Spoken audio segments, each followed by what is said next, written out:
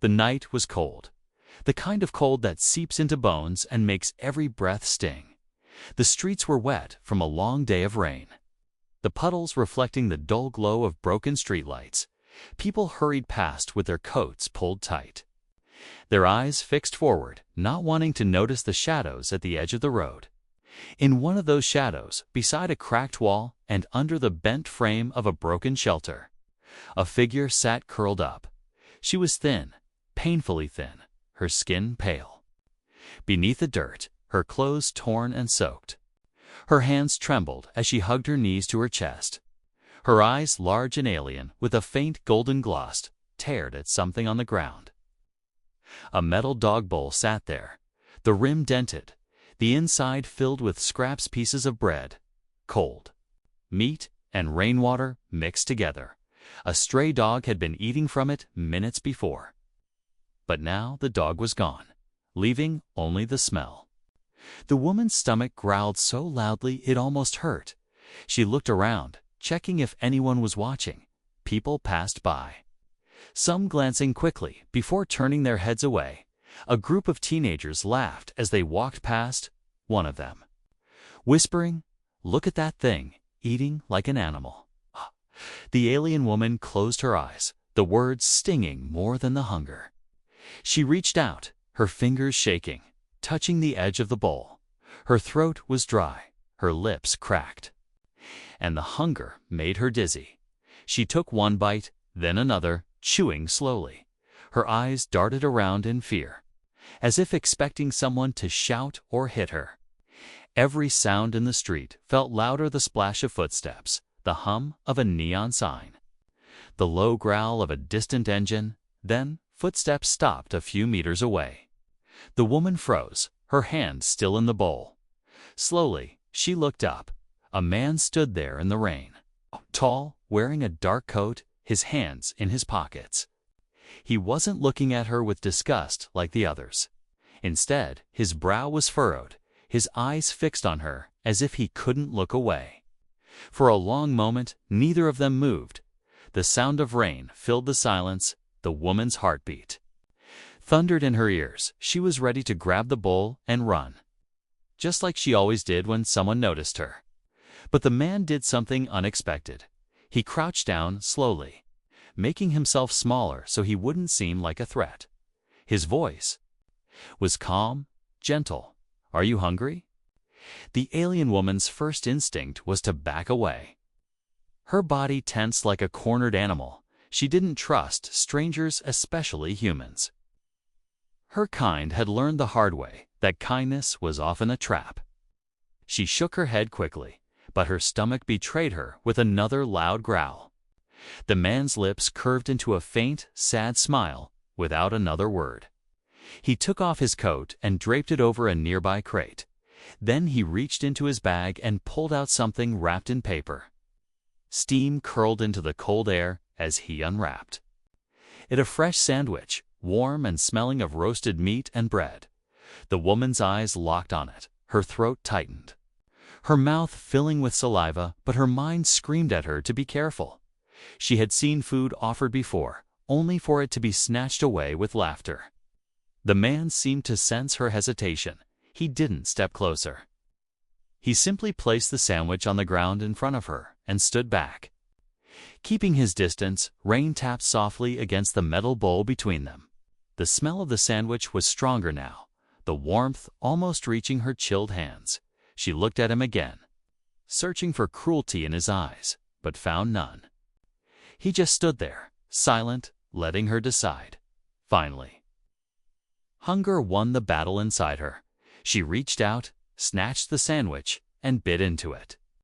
The taste made her chest ache. It had been so long since she'd eaten real food. Tears blurred her vision. Mixing with the rain on her cheeks, she ate quickly, afraid it might be taken from her before she could finish. When the last bite was gone, she looked up again. The man was still there, watching her with an expression she didn't understand. Not pity, not disgust, something else. Something warmer. For the first time in years, she didn't feel invisible. But she didn't know yet if that was a good thing. The rain fell harder. Tapping against the cracked pavement in a steady rhythm, the alien woman sat still, her hands clutching the last crumbs of bread. Her body trembled not just from the cold, but from the strange feeling in her chest. It had been years since anyone had given her food without asking for something in return. She waited for the man to demand payment, a favor, or worse, but he simply adjusted his coat and spoke softly. "You shouldn't be out here in this weather." She lowered her gaze, hiding her face behind her damp hair. Her fingers gripped the empty sandwich wrapper, the warmth fading from her skin. Every instinct told her to run, yet her legs refused to move. The man stepped closer, slow and careful. As if he were approaching a wounded animal, from under his coat, he pulled out a thick, old jacket. The fabric frayed but still warm. He extended it toward her. "Take this. You need it more than I do," he said, his voice steady. The alien woman's eyes flicked to the jacket and then back to his face. She had been offered clothes before only to be mocked when she took them. Her jaw tightened and she shook her head, but the man didn't pull it back. He simply draped it over the crate near her and stepped away, giving her space. For a moment, she stared at the jacket, the fabric dark with rain. Her cold fingers twitched, and slowly, almost against her will, she reached for it when she slipped it over her shoulders. The warmth seeped into her bones. She didn't thank him. But she didn't throw it away either. "Do you have somewhere to stay?" he asked after a pause. Her answer was a quick shake of the head. He sighed, glancing around as if searching for a solution. Finally, he nodded toward a small shop across the street. "Come on, let's get you something hot to drink."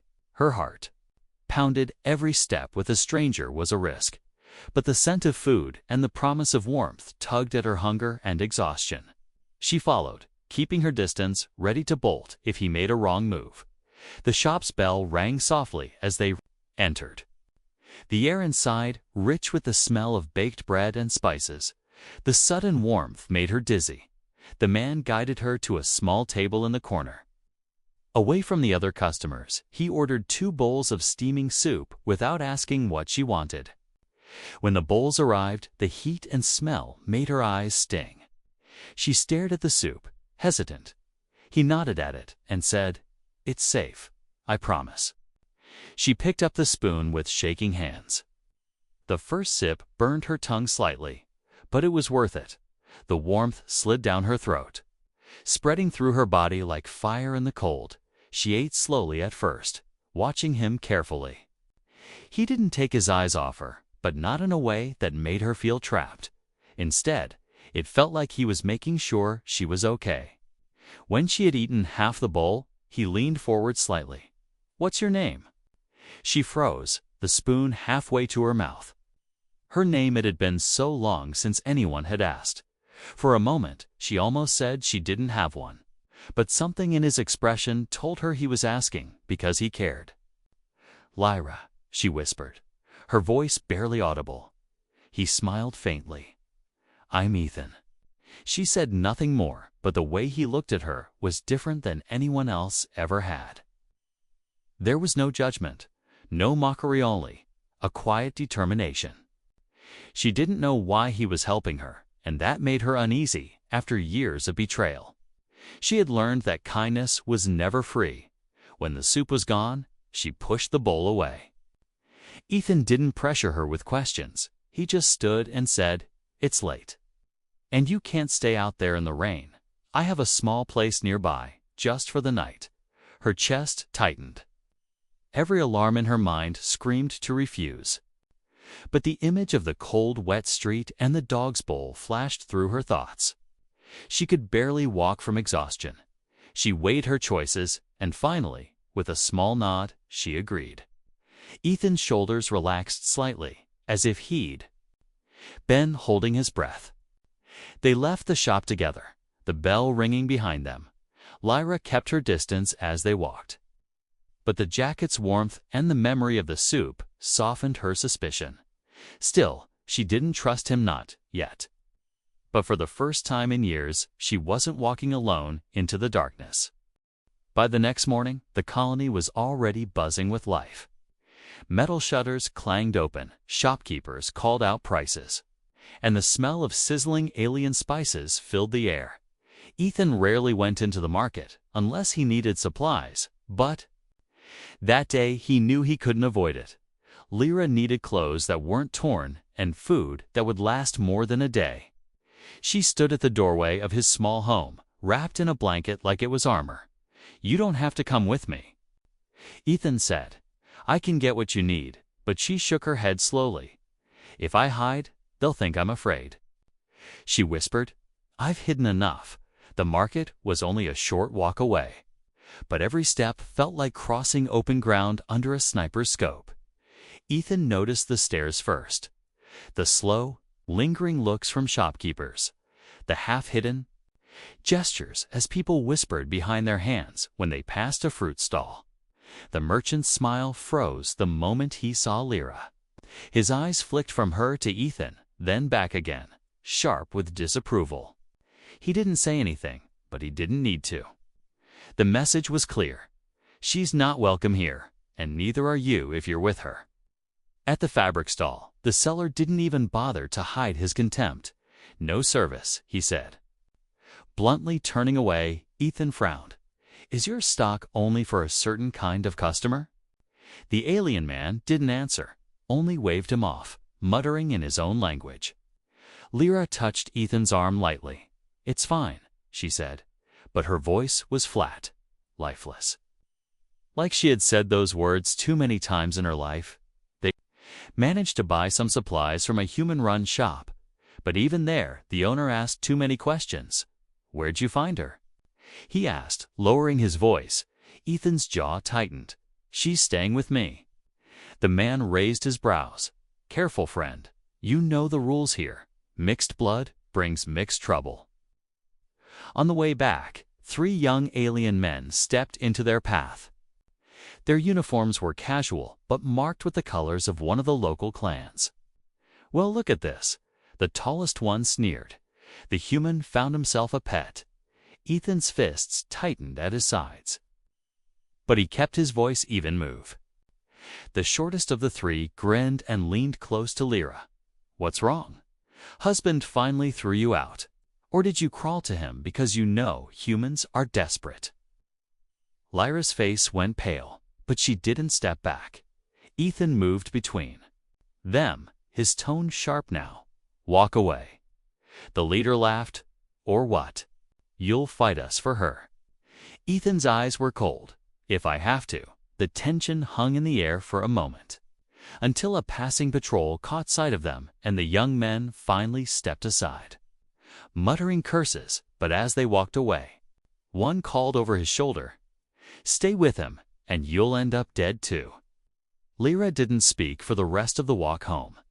Inside, she sat at the small table, staring at the wall there. "Right," she said finally, being near. "Me will only bring you trouble." Ethan sat down across from her. "I don't care," he said simply. She shook her head. "You should, Ethan. My husband has connections here. He has power. And if he finds out I'm with you, then he'll find out I'm not." Afraid of him, Ethan interrupted. Her eyes softened for just a second, but the worry didn't leave. "I can work," she said quickly. "I can clean. I can cook. I can help with repairs. You don't have to feed me for nothing." Ethan leaned back in his chair. "I didn't take you in for labor, Lyra. I took you in because no one deserves to be thrown away like garbage." There was a long silence before she spoke again, her voice low. "I've never met someone who said that to me before." That night, Ethan double-checked the locks on the door.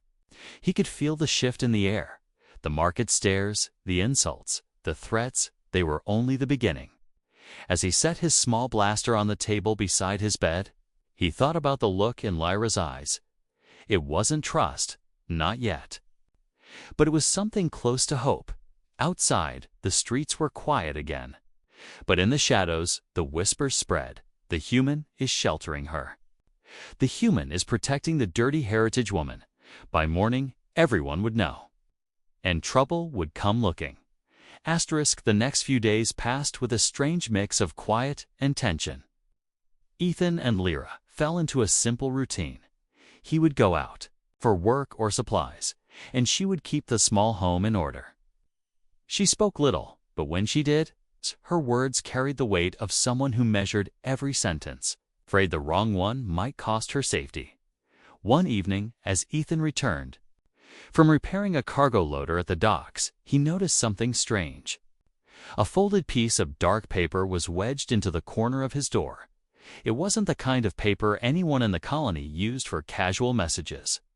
He pulled it free and unfolded it.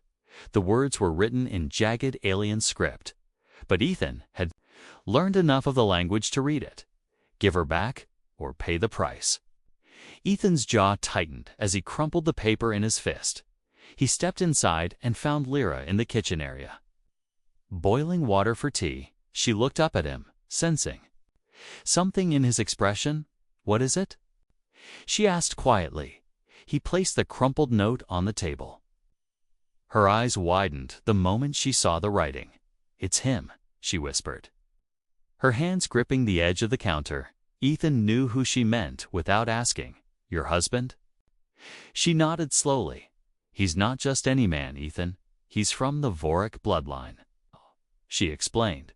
"They're one of the oldest and most powerful clans on this planet. They decide which families rise and which ones are erased."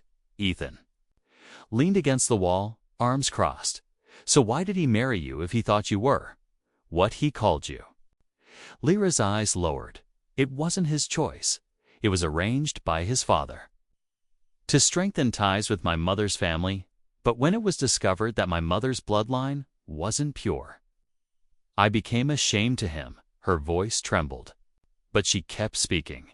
"He beat me, locked me away, told everyone I was worthless, and when the scandal got too loud, he threw me out, thinking no one would take me." Ethan listened in silence, his anger building with every word. When she finally looked at him, there was a flicker of something else in her eyes. Fear, not just of her husband, but of what would happen to Ethan if he defied the man. "You should let me go before they come for me," she said. "No," Ethan replied simply, his tone leaving no room for argument. That night, he set a small table in the corner and placed an old human device on it, a compact unit. It was something he'd kept from his days working as a technician for the Frontier Patrol. He handed her a small transmitter linked to it.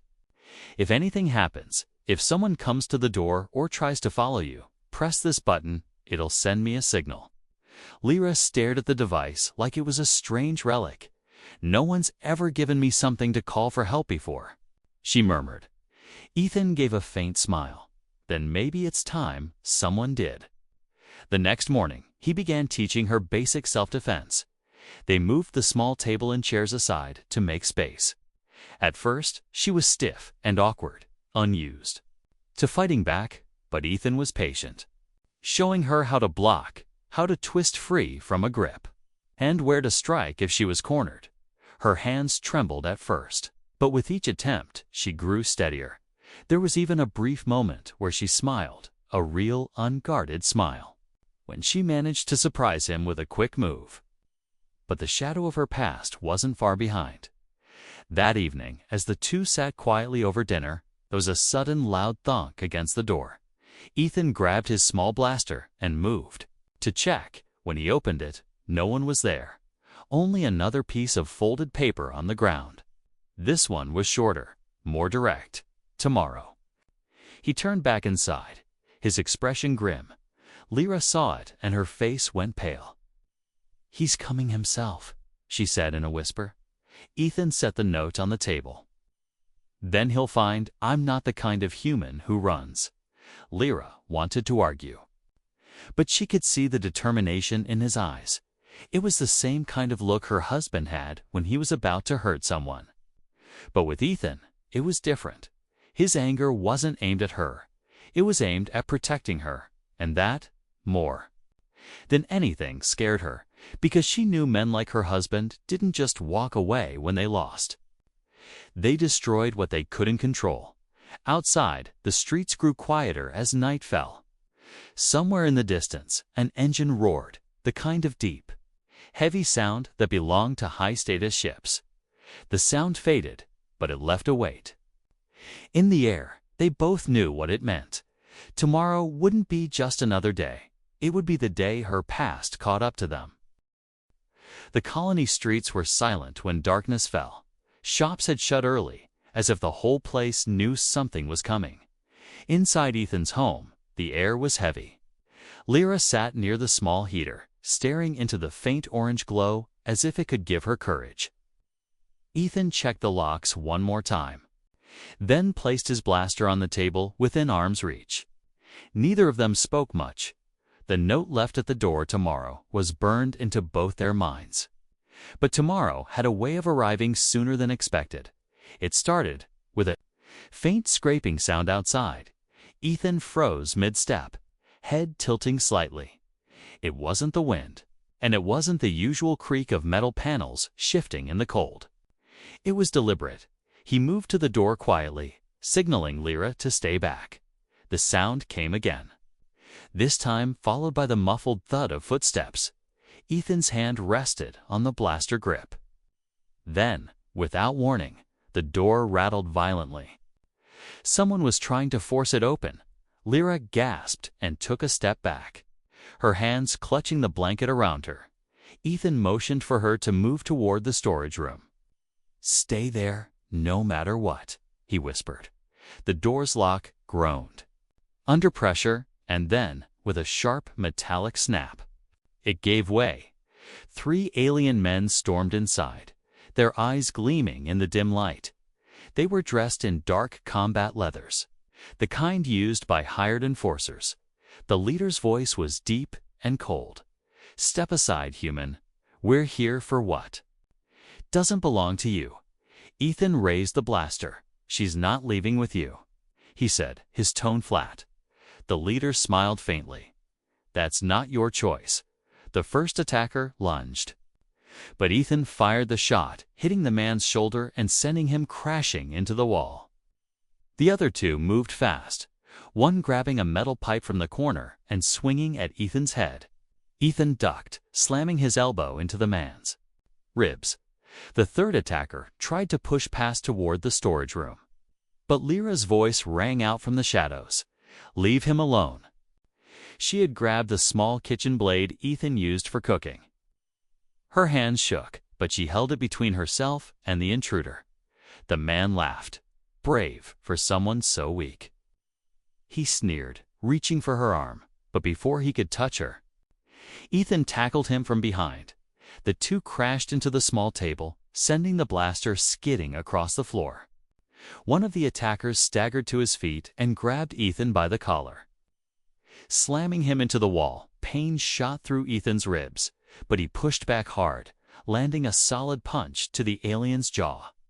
The man stumbled, dazed. Ethan snatched up the blaster and aimed it again. "This is your only warning. Get out." The leader, nursing a cut on his cheek, stared at him with cold fury. "You've just made yourself a target, human," he said. Then, with a sharp gesture, he signaled the others to retreat. They backed toward the door, but not before the leader added, "Tomorrow night will be different."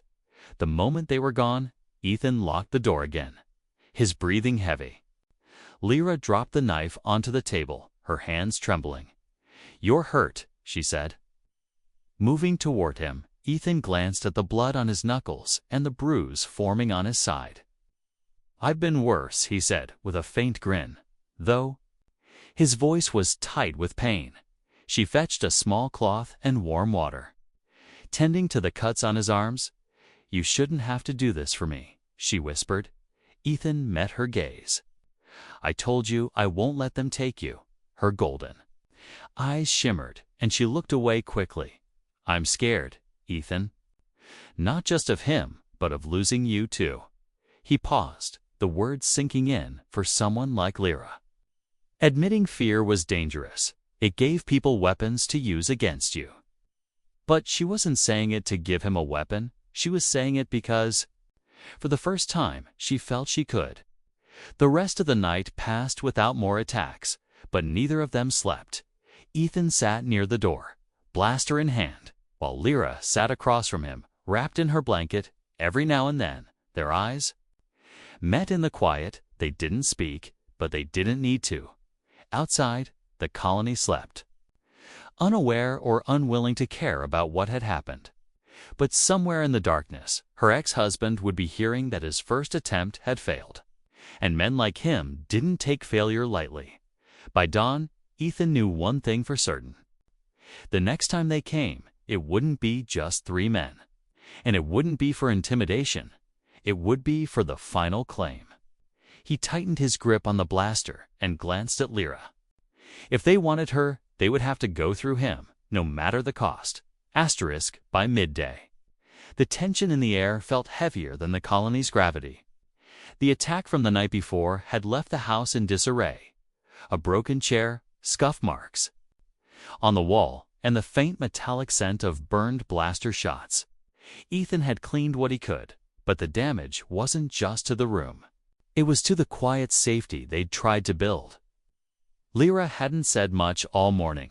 She moved through the small space like a shadow, her mind far away. Ethan noticed how often she paused to glance at the window, as if expecting someone to be standing there. And then, in the early afternoon, the sound came. It wasn't a knock. It wasn't pounding. It was a single, heavy thud, a hand slamming once against the door. A signal, not a request. Ethan's hand went to his blaster. When he opened the door, the man standing there made the entire street seem to shrink. Tall, broad-shouldered, wearing fine black armor with gold trim, and eyes sharp as broken glass. This was no hired thug. This was Lyra's husband. Behind him stood 4 guards in matching armor. The husband's gaze swept past Ethan and landed on Lyra, who had frozen in the middle of the room, his lips curled into something between a smirk and a sneer. "So it's true," he said, his voice smooth but dripping with contempt. The little heritage mistake found herself a human to hide behind. Ethan stepped into his line of sight, blocking his view of her. "You came all this way to insult your own wife?" he said evenly. The man's expression hardened. "She is not my wife, human. She is property I cast aside, and I've come to take back what is mine." Lyra's voice cracked through the tense air. "I'm not yours," she said, her hands trembling but her chin lifted. Her husband's eyes narrowed like the words were a personal attack. "You think your choice matters? The council's laws say otherwise." He reached into his armor and pulled out a folded document sealed with the Varric clan's emblem. "This makes it official," he said, holding it up. "You belong to me until I release you, Ethan." Didn't look at the paper. "She's not going anywhere," he said, his voice like stone. The husband gave a low laugh. "You're a fool, human. I could end you here and no one would care." Ethan's eyes didn't waver. "You could. Try." One of the guards stepped forward, his hand on the hilt of his blade. Lyra took a step toward Ethan, her voice trembling but loud enough for everyone to hear. "I choose him," she said. "I will not go with you." Her husband froze for a moment, as if the words hadn't registered. Then his face twisted into something far darker. "You dare say that in public?" he hissed. Ethan realized the importance of her statement. She hadn't just defied him, she had done it openly, in front of witnesses, in their society. Public declarations couldn't be ignored. A few nearby neighbors had stopped to watch. Whispers spread quickly. This wasn't just a personal matter anymore, it was a public challenge. And public challenges meant the council might be forced to get involved. The husband's jaw tightened. "Fine," he said coldly. "If you want to make this public, then we'll settle it in the council chamber tomorrow." He turned sharply and signaled his guards, but before he left, he leaned close to Ethan, his voice low and venomous. "She will stand beside me when this is done, and you will be nothing but another human buried in alien soil." When they were gone, Lyra sank. into the nearest chair, her legs shaking. "You know what you've done?" she whispered. Ethan nodded. "Yeah, I've made sure he can't just drag you away." She looked at him, her eyes wide with fear. "The council, they follow the bloodlines. Ethan, they don't care about people like me." Ethan knelt beside her, resting a steady hand on the arm of the chair. "Then tomorrow, we give them a reason to care," he said. That night, the house felt smaller. They spoke little. Saving their strength for what was coming, Lyra sat by the heater again, her gaze fixed on the flickering light. Ethan cleaned his blaster one last time, though he knew weapons wouldn't help much. In a council hearing outside, the colony moved on with its usual rhythm. But in the shadows, everyone was talking about what would happen tomorrow. Some bet that the human would be gone before the week ended. Others whispered that maybe, just maybe, this was the kind of story the council wouldn't be able to bury. By the time the night deepened, Ethan was certain of one thing: the confrontation wasn't over. Tomorrow, it would be decided whether Lyra stayed free or was dragged back into the nightmare she had escaped, and if the council tried to force her hand, they'd have to face him first. The council chamber stood at the heart of the colony, a towering structure of black stone and silver pillars. Its high arched doors opened into a wide hall where voices echoed against the cold walls. By the time Ethan and Lyra arrived, the place was already crowded. Council hearings were usually dull, but not when they involved a public challenge from a powerful clan and a human outsider. Lyra walked beside Ethan, her steps small but steady. She wore a plain cloak he had bought from a trader who didn't ask questions. Her golden eyes scanned the crowd, catching whispers and stares. Some were filled with curiosity, others with open hostility. Ethan kept his gaze forward, every step measured. At the center of the chamber sat the Council 7. Alien elders draped in ceremonial robes. They were the ones who decided disputes, enforced laws, and, in practice, protected the interests of the elite. Directly in front of them stood Lyra's husband, his fine armor polished to a shine. He looked as if he had already won. "Let us begin," said the lead elder, his voice deep and formal. "This is a matter of contested claim. The Varric clan asserts ownership of Lyra, daughter of Saren, on the basis of documented union." He gestured for Lyra's husband to speak. The man stepped forward confidently. "She is mine by the law of our people," he said, his tone smooth. "Her bloodline may be tainted, but the union was sanctioned. She remains bound to me until I release her, which I have not." He held up the sealed document, the one he had shown Ethan the day before. "This is the proof." Murmurs rippled through the crowd. The elders examined the seal and nodded slightly. One of them turned to Lyra. "What is your response to this claim?" Lyra's hands trembled, but she stepped forward. "My response is that I am not property," she said, her voice low but clear. "I was beaten, locked away, humiliated, not treated as a wife, but as a burden. And when it suited him, I was thrown out like waste." Her husband's expression darkened. "Lies," he snapped. "She was provided for. Her ungrateful nature makes her twist the truth." Ethan took a step forward. "With respect, counsel," he said, his voice steady. "I don't know your laws, but I know what's right. A person is not a thing you own, and any law that says otherwise is wrong." The elders frowned slightly. "You are not of our people, human," one of them said.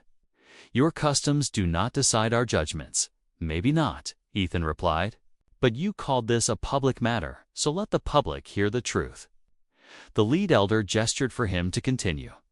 Ethan took a breath. "She came to my door in the middle of the night, dandined in the cold, with nothing but the clothes on her back. She was afraid to even say her own name. I saw the marks on her wrists, the fear in her eyes, and I decided no one was going to hurt her again." He looked toward Lyra, and for a moment The chamber's noise faded. She's not asking for my protection, she's asking for the right to choose where she belongs. One of the elders looked toward Lyra. Do you choose the human? He asked. Her voice was quiet but firm. Yes. The crowd reacted instantly. Some gasped. Some muttered angrily. Others looked surprised. Her husband's face turned red with rage. This is an insult to my bloodline, to our traditions. He shouted, you dishonor yourself by letting a human steal what is mine. The lead elder raised his hand for silence. We have heard enough, he said. We will decide now. The council members leaned toward each other, speaking in low voices. Ethan stood perfectly still, but inside. Every second felt like a blade pressed against his chest. He knew they could side with her husband easily. The laws were on his side. But the public nature of the hearing, the witnesses, and Lyra's open declaration had made it harder for them to ignore. Finally, the lead elder turned back to the chamber. The council rules that Lyra, daughter of Saren, is released from the Union. She is free to choose her own path. The chamber erupted in noise. Lyra's husband shouted something, but the guards moved to block him from approaching. Ethan stepped to Lyra's side as she took a deep, trembling breath. You're free, he said softly. They walked out of the chamber together, the crowd's voices fading behind them. Outside, the cold air hit their faces, but it felt different now. Lyra stopped in the street and looked at him, her eyes shimmering now. Can I stay in your bed without fear? She asked, her lips curving into the smallest smile. Ethan smiled back. You can stay as long as you want. They walked toward the edge of the colony, side by side, not as rescuer and rescued, but as two people who had fought for the same thing, the right to choose. And for the first time in a long time, the future didn't feel like a threat. It felt like a beginning.